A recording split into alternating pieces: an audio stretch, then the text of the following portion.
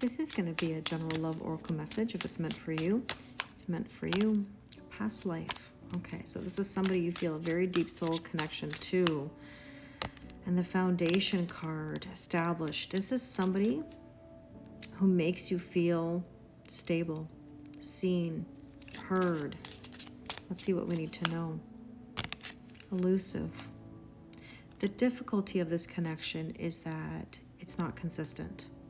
So in other words, it's so intense that it almost like keeps you apart. And that's very reminiscent of the twin flame journey or deep soul connections or whatever label you want to use. You know, these connections come into your life to help you change and grow. They help build a new foundation for your standards and your boundaries.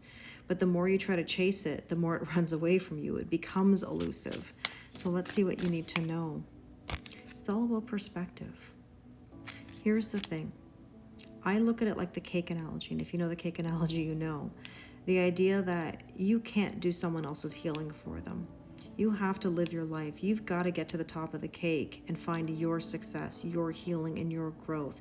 If you're trying to pull somebody up that cake, it's not going to work. So be mindful of the overgiving, overdoing. It doesn't help anything. The perspective is that we think if we overlove and overgive and overdo and be everything to everyone, that they're going to love us in return. How could they not want us?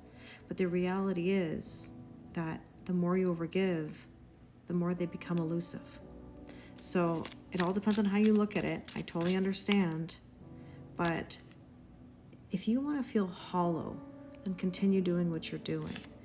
If you want them to return, then you've got to live your best life. Now, don't necessarily do it so that somebody comes back. You can't fool the universe, but they're more than likely to return if you're putting yourself at the top of the cake. Let me know if this resonates.